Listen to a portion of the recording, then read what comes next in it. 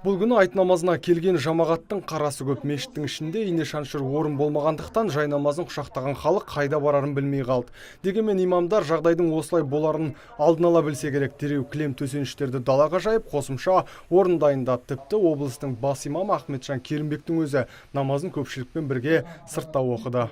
Осы қасиетті құрбан айттағы жасаған барлық құлшылық ізгі амалдарды Алла қабыл етсін.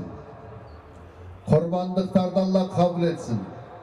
Осы қасиетті құрбан айттың құрметіне деп жасаған барлық өздеріңіздің ізгілікті игі істеріңізді Алла Тағала сауапқа жазсын. Құдайға құлшылық жасап болғаннан кейін тұрғындар бірден тарап кетпей, дін қызметкерлері ұйымдастырған спорттық іс-шараға қатысты. Салауатты өмір салтын насихаттауға бағытталған шара кезінде жамағат қол күресінен бақ сынап, арқан тартудан сынға түсті. Жеңімпаздар естелік сыйлықтарға қол жеткізеді. Ал бас жүлде салмағы 40-45 келі болатын қой. Бірақ оны алып кету үшін қатысушылар біраз тер төкті. Енді жастарды осындай мұсылмандыққа тәрбиелеу, қазіргі мына үлкенді сыйлау,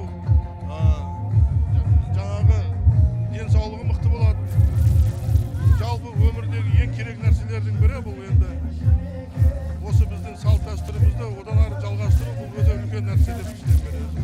Имамдар осында егістердің арқасында қасиетті мейрамның маңыздылығын өскелең ұрпаққа ұғындырмақ. Бұл өз жемісін беріп те жүр. Оған дәлел жыл сайын дінге бет бұрып мешітке ағылатындардың санының артуы. Нұрсұлтан Тұрысбеков, Талғат Қырғызалиев, Абзал Тұрабеков, ТВК телеарнасының жаңалықтар қызметі.